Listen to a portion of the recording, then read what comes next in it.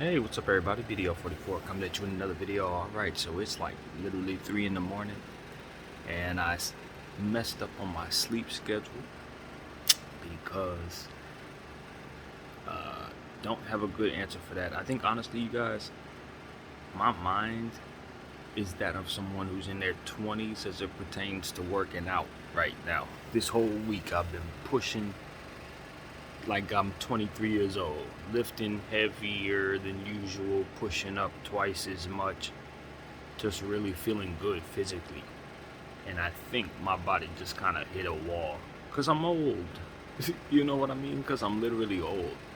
When I was a kid, I could work out 5 days a week, no problem. But I would always give myself breaks and stuff like that. And so I've gotten myself back into a nice little routine.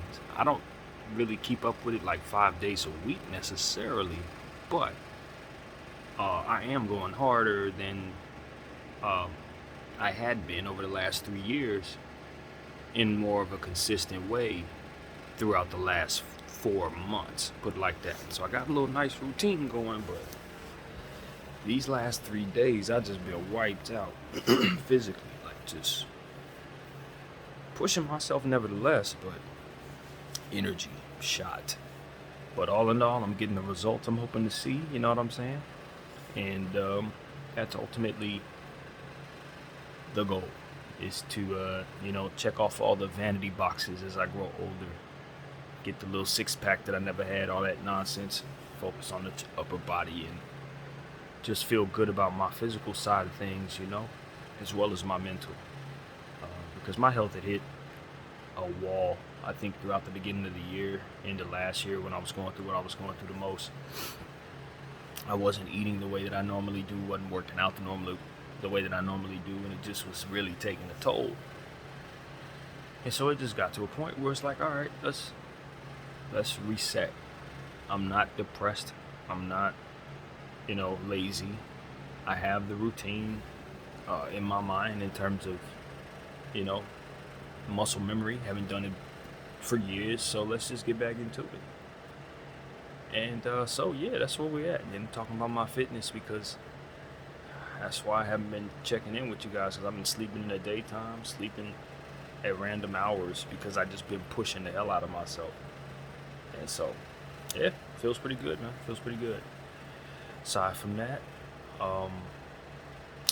AMC obviously has been on everyone's mind who's been paying attention. I haven't made an apes rant in a very long time, but it's been so much to talk about, so I think I'll jump into that at a later date. But it has done some increasing over the last 2 weeks, so that's good for the morale. And that's really all it is. It's good for the morale, man. I don't think too much about my investments doing well or not doing well as it pertains to this particular situation, because it doesn't really matter unless it's at the moon, and we know what the moon is, far and away beyond our wildest dreams. Then the price action is just psychological. No one's moving anything, no one's taking any money away from the thing. For me, it would be great if it did a massive jump to change my life, but if it's not making the massive jump, then it really doesn't matter. So, I'm just sitting here very happy that it's done some increasing for the sake of my mindset. Yay, there's a little more money in my account, but all in all, it doesn't change much at all. The game still stays the same. All in all, we hold. As far as basketball is concerned, well, of course, you guys have been following the channel. There's not a whole lot. I've been speculating a lot about various different things, but all in all, we're just waiting. And I'm very fortunate that this summer is moving along. I hope everybody's enjoying their summer. I'm making the most of it. I can't say it's a bad summer, but I just had much more fun last year because there was so much more to study in regards to the game. And this year, the NBA's at a stalemate, so it didn't give me a whole lot to study in the off season. But I'm going in blind this year in terms of the NBA. I don't know the teams like I did last year, but there's still time. There's still time. If a couple big trades are made, I will jump in and start focusing in on these teams and start to get to know them like I knew last year. But nevertheless, right now, it just still feels pointless studying teams when I know these guys are going to be moving around. So, yeah, it's almost like as if I expect to have to do double work. So, no. What else? Art is going great. I crossed the 3,000 mark this week. I think the last count was 3,060 pieces. I feel really good about where I'm at there. I think the process is understanding that I've developed certain styles of art, certain little tendencies that I tend to use, and now time to break out of those tendencies, because I'm starting to become a bit repetitive, if not certainly becoming repetitive. But I think that's the art of just mastering the style and just, you know what I mean, just understanding that your DNA is going to be what you provide. You know, you can't change who you are artistically. You can do the best you can within your DNA, but at the end of the day, it's going to be you doing it, and because of it, there will be some similarities to your art, unless you deliberately betray what it is that your intentions are. So as an artist, I'm just trying to figure out how to expand myself and how to evolve, and I think people are starting to really take notice as I share my art. More and more people are hopping on IG and showing support, and I haven't begun to promote. Nobody knows it's there, but if they happen to see something on their news feed and they click on it, there's my story. They will definitely see that my Instagram is a 24/7 art gallery, pretty much. And 24/7 is loosely put because there are some days where I don't put anything on there, but that's far and in between at this point. It's usually something there. And so with me sleeping as much as I did, I only did like 8 pieces today, but I thought they were pretty good. So I also was able to kick out a playlist, keeping that music thing going. Follow me at BDF 44. And, just sleeping, man. Like I said, this body clock is way off right now. And so I'm just rolling with it, rolling along with the situation. I don't know if there's anything else to really share with you guys. Obviously, life is going on.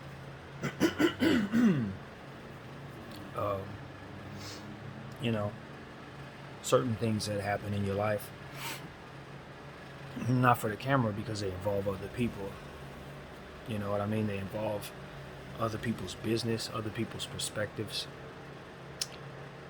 And the thing about these therapy sessions is, as much as I enjoy doing them, the thing that I pride on doing the most in regards to this is keeping my business on here and no one else's.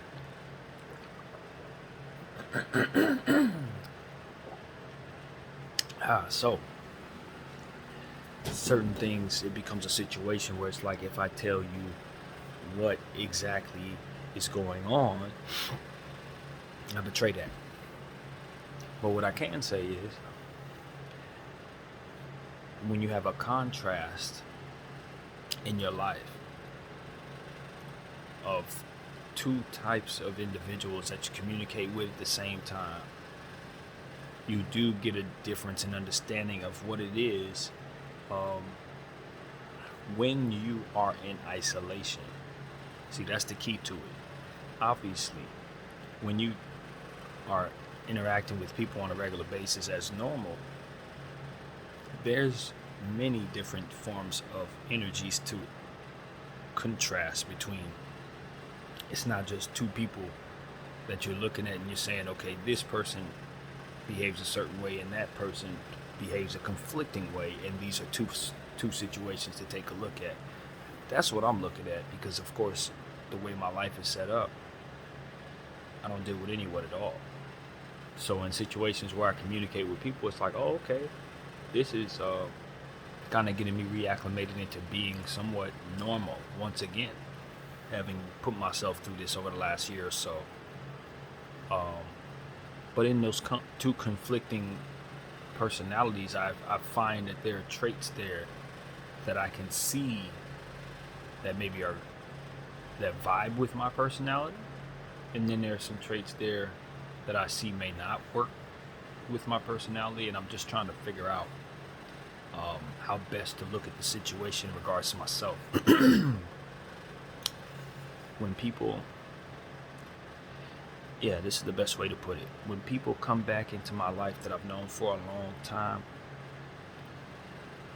I am always overly familiar, meaning nothing's changed for me because I'm wired that way, right? And I have to unlearn certain things that make me that way in order to reacclimate with people in a way that matches their energy.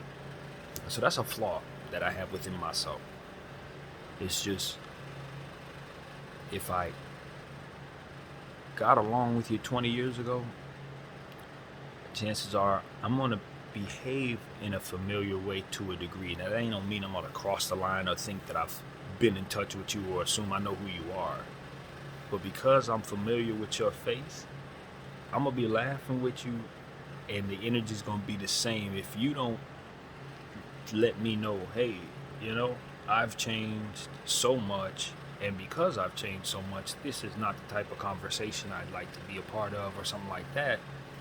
I'm going to assume to a degree that we are almost the same as we were in the past. So it works with the people that I've known and chosen to be my friends, because for some reason or another, I guess their personalities tend to be like that as well, in most cases. And so in these two cases, these are two of my friends who've come back in my life, and it's almost like that, to be honest with you. The energy's fine. You know what I mean? With both of them, I get along with both of them just fine. They are aware of the circumstances that I've put myself in, and kind of the troubles that I've faced to a degree. And they've been very supportive in my life. Just friends of mine. But I think I said this in the last therapy session or the previous one before it, where one of my friends had provided some encouragement that I could receive in a way that was positive. And another had provided some of the same criticism in the opposite way, and I had to kind of look through it for, I guess, what was best to take from it, rather than to take from it what I otherwise would, which was offense. You know what I mean? So I think in looking at the situation, having had some more days removed from it, I haven't spoken to one of those friends, the one that did the offense, so to speak. Even though I didn't take offense to what she said necessarily, it did prompt me to have a conversation with her that didn't go well. Right? That's how that goes. But I think I left that conversation having said things that I could be proud of, rather than things that I couldn't. Now, that doesn't mean that everything I said went over very well, but it does mean that my intention when they did, and my tone when they did, was intentional on being respectful and communicative. So I walk away from that feeling, okay. I ain't gonna say great, because you would feel better if the situation were in a space where you're communicating, but it is not. And I think being at peace with that is the right way for me to be. And as far as my other friend, nothing's wrong there. Everything's cool. Still early in reuniting with my buddy there, so nothing to say.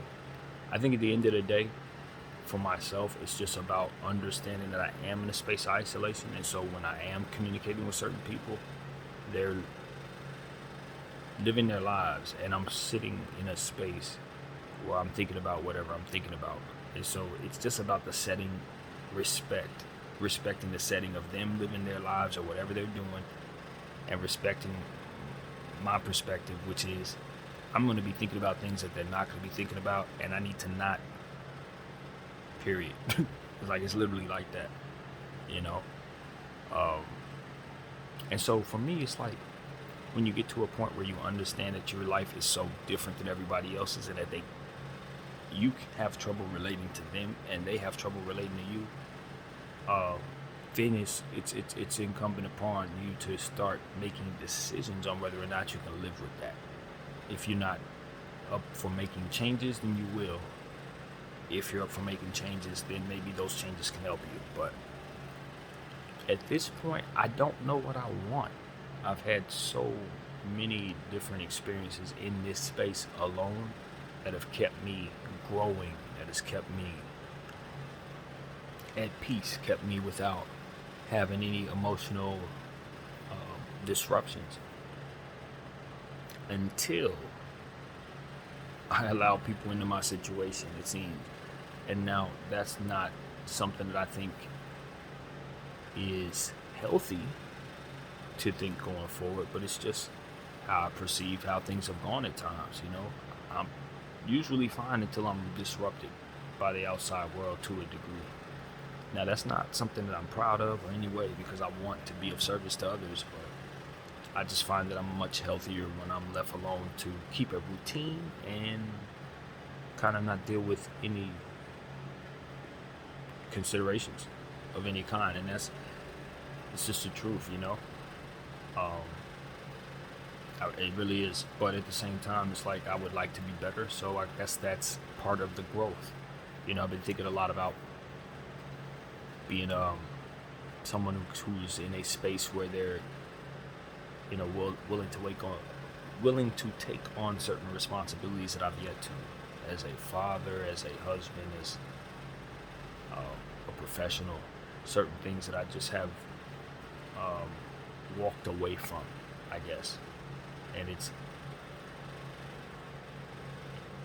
one of those situations where I don't know that I should or should not want those things.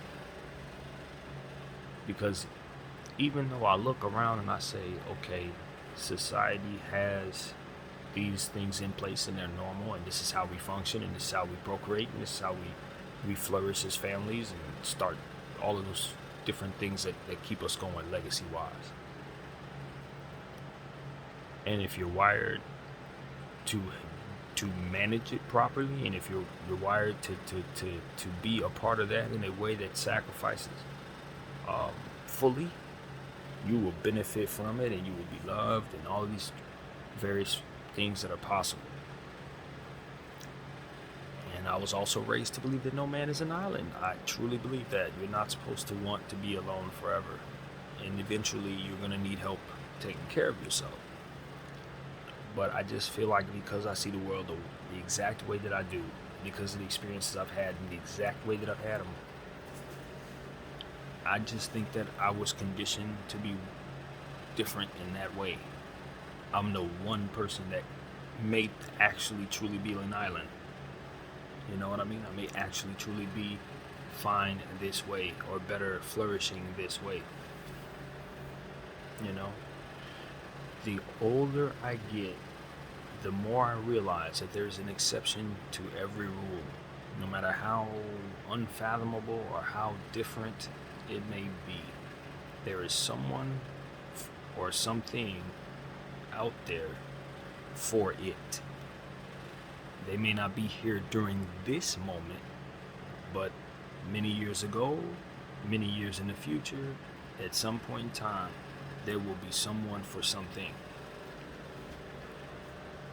And so with that being said, I'm starting to realize that maybe I'm wired to be a little different in that way. Maybe I'm just supposed to be. And so I don't know if I align with the word supposed very much at all, because I don't think it leaves room for certain possibilities that must be factored in. However, I do believe that a lot of time has passed, 37 years, almost 38 years, and I've been like this all my adult life. And the only thing that makes me want to change is the fact that I feel I should, and that's societal to a degree, to a degree. So, I always say if I had a bunch of resources, say money, but resources to take care of the things that I dream of taking care of. People, friends, family, people I want to just invest in whatever best way possible. Even though I'm not close to them, I don't really have that being a part of the reason why I want to help. I think at the end of the day, if I had all that in order, I'm pretty sure I could live alone just fine. I'm pretty sure, just like I'm doing right now, I would thrive. And so it's about trying to figure out if that's something I should try to change. Do I want to change that? Am I best to change that? You know, I think one of the reasons why I did things the way I did is because I felt like it would keep me, it would help me survive. I think that's what I've been kind of believing about myself, is that the way that I operate, the way that I do things, is the way that I know how to, and thus can, basically, is what I tell myself. Like, if I were to go out there and try to assimilate and do things the way that everyone else does, it may not work out for me, or probably won't work out for me. There's a better way of looking at how I've told myself this goes. I just don't think I'm wired for certain pressures. I don't think I'm wired for certain types of situations, as to where I think most people are. I think a good majority of the human beings that I see in our society are wired for communication on a regular basis. People in your space, people, influencing you in various ways. I've just always been uncomfortable in the presence of people to a degree because of my traumas. It's always left me feeling like at any moment they could flip out and turn into monsters. Like literally. Flip out and become the worst versions of themselves. When you hear of people doing so in such involatile ways, or such volatile ways, it could leave you stagnant in believing that anything is as you see it in the presence of others. You see people doing things at such a young age, conflicting behaviors and things that we've discussed in previous therapy sessions. They really did make me develop a strong belief in the preservation of life in isolation. It's not that I prefer this. It's that I legitimately believe this is the best way for me to survive my life. And so it's that trauma. It's that childhood trauma that controls everything that I do. And I've been giving a lot of thought and meditation to that as well. And I'm thinking about decisions that I've made. A lot of them were made, and I mean a good portion of key decisions were made to manage my anxiety rather than to manage my circumstances. And as I look inward and I realize that, I understand that it is why a lot of things have not manifested in my life in regards to having a family, having things in that order. It's because of that. It's because, not because I didn't want those things or because I didn't feel like they would be good for me. It's simply because I was managing anxiety. And in doing so, it's impossible to welcome those things into your life. It's absolutely impossible. So I challenge myself to look inward and say, that may be why I equate isolation with survival. It's very, very, very serious management of that anxiety. I was thinking about a bad decision I made to send flowers to someone at a job. And I told you guys about that, one of the most embarrassing decisions of my entire existence, I will admit. But I look back and I try to, recount the whole thing, and I realize what was driving that was me managing my anxiety. I did not want to approach that woman in such a way that would let her know what I really had in my mind. And because of it, I sent flowers to her to let her know that I had not lost interest. That was me managing my brain. That wasn't me approaching her or courting her or trying to court her, I should say. That wasn't me trying to get at that lady. That was me managing the fear, the irrational fear that I had going on in my own head. And as a result, it backed me into an embarrassing circumstance. You see? And then I start to realize I operate that way in a lot of situations. It's like, okay, so that was me managing that. That wasn't me mistaking anything. I knew that was probably not the right way to go. I just knew that if I went the conventional way, I would have to confront those fears. I would have to confront those anxieties. And so I think that's what I'm starting to do. I guess that's the process I'm in right now, is unraveling certain key decisions that left me feeling uncomfortable with the results, or left me feeling like it helped build this isolation that I ultimately find myself in. These norms. I look back on my 22nd year of life and I realize I did this exact same thing. Throughout 22, I didn't leave the house, maybe but once or twice. A couple times when my mother would take me somewhere, that was it. No school, no work, no nothing. I stayed home, and in the dark at night, I would be up, sort of like I am right now.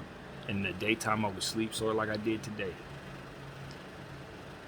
You know, for different reasons, of course, because it wasn't because my body was tired. It's because my mind was just depressed, trying to manage all of this all the time. So you had those habits.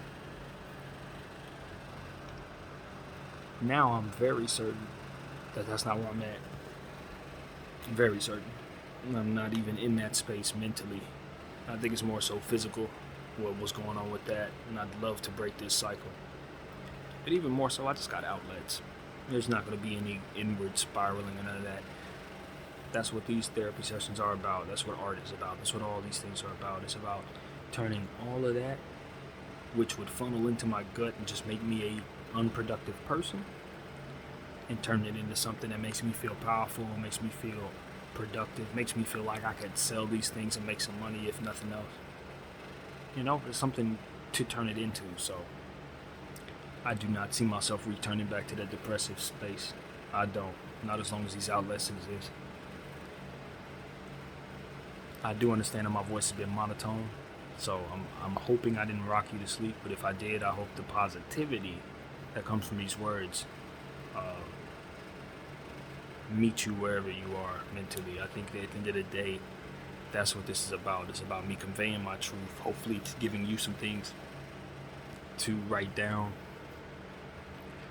and take with you in regards to human behavior and just the difference between myself versus maybe someone else that you may see in your life who struggles with their mind. I think about people who are having so many different mental illnesses. I think about a lady, and this is something that really struck me. It struck me hard. A young lady who's never left her couch. Her parents, I can't speak to their mental state, but it obviously was not well either. But they left her on her couch, and she just did not survive. And to account the details of what it is that was going on there is just, it's horrific. But what I can say, it was many years of her not moving from her spot. Not for the restroom, not for anything. So a lot went wrong there. A whole lot went wrong there. And what stood out about the situation, besides just the horrific nature of the details, was the fact of what they said ultimately was going on there. She was suffering from a significant mental illness, and she was diagnosed with autism. And it made it so that she was mentally paralyzed, that she refused to leave that spot for any reason, to her own detriment, to the very end. And her parents, for whatever set of reasons, were not able to move her. Okay? And you look at them a million different times, and that's an entirely different conversation that requires a whole lot of attention. And I'm sure it's going to get that. But the part I'm focusing in on is what her mental state was. Because it spoke to something that I could relate to, unfortunately. Not to say that I have anywhere near the degree of what she has, because I most definitely do not. But it's like level 1 of her level 1 million. That's kind of what's going on here. It's just the inability to bring oneself to do something that will help oneself for whatever set of reasons in your mind. You understand what I'm saying? And then when you're self-aware of this, all the different pitfalls it takes you on, it's much easier to be oblivious to this than to be absolutely and utterly awake, aware, being able to put two and two together and see how irrational what it is you're doing, and all of that. It's one of those situations where you really, really, really have to have a strong foundation in order to keep your life going and to keep confidence, or even more so, to build it. And so I've done a great job, I think, in my last couple of years or so of discovering what needs to be done, and then starting the process of getting it done. And I am underway, I guess you could say. I ain't gonna sit up here and say I'm at the top of the mountain, but we're walking. I think overall, what I'm starting to realize about myself, though, is that because I'm self-aware, there are also things I can do within this circumstance that can, create positive practices from within my struggles. So now I'm meditating differently. Now I've created this therapy session type thing. Now I got these different concepts artistically, etc., etc. And so the brain struggles, but also the brain does great things. And you just got to take two and, take both. Take one with the other. So that's what I'm doing, man. Hopefully you're bored out of your mind. I know I'm not. I'm getting all of this out, but it just is what it is, man. Like I always tell you guys, this is not for your entertainment. It's for the betterment of my mental health, and that's something that's going to provide content. So I appreciate it for what it's worth, but this ain't something that I would play for anybody to sit up and enjoy. This is, if anything, it's just a case study, man. If you watch all of these consecutively, you will get a wonderful understanding of what I've struggled with, of how my brain tends to operate, of how I view certain things. And I think you'll walk away from it thinking that the Lord has created someone very unique here. Very, very unique. And I'm not driven by money, though money is important. I respect the market. I respect giving stuff away can hurt others. All of that, I know that. But at the same time, I still have the desire to give things away for free. I do. I want people to have my art for free, as of right now. Obviously, I don't want to lock myself into something stupid, but it's one of those situations where I truly believe you can't put price on art, and if there's a way to remove the business of art, I think art can truly flourish. But I don't know that such things can exist in a world where everyone's ambitious. Everyone's trying to get money, everybody's trying to make money, everybody's trying to create money. You know what I mean? Like, literally, all three. And so at this point, it's like, it's gotta fall in line, man. And I know that's where we're at this point. It's like, I don't care to chase money. I would love for it to fall in my lap, though, but that's just not real. So some point in time I'm gonna have to monetize something, but I don't know how I'm gonna do it, so I'll give it some prayer and move forward. But as of right now, everything's free, and that's how I want it, man. Channels free, art's free, playlist free. That's how I want it. It's exact. It didn't cost me nothing to make any of this stuff. Just creative juices, that's all. It's time equity. I don't put a price on that. My time's worth $1 trillion. You got it to pay? No? Alright, I guess we're at a stalemate then. I'm not gonna stop doing my art though.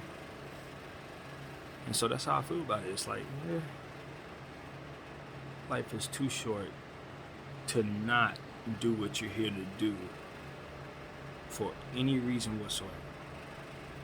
And that's within, I have to say within some reasons. Depends on what you're here to do, but you only have a certain amount of time to do it. That's the point. You only got a certain amount of time to do it. So if for some reason the business is holding you up for 6 months, the business is holding you up for a year, the business is holding you up for 2 years, you just remember them 2 years you ain't getting back. The business opportunities you may not get back either, but that time equity definitely ain't coming back. And I've taken that so very seriously over the last couple years. Using my time for whatever it is I choose and not relinquishing any rights to that whatsoever. A lot of good has come with it, a whole lot of bad has come with it. But at the end of the day, I know, and I lay my head down, I utilize my time in the way that I chose to. Not everybody was afforded that. I didn't always use the best, with my time. I didn't always do the best with it. But I took it. I did not let the world control my time during this area of my life. I seized it in a time where everyone is trying to control everyone else's time. I stole mine. Now, I know I'm going to pay for it later.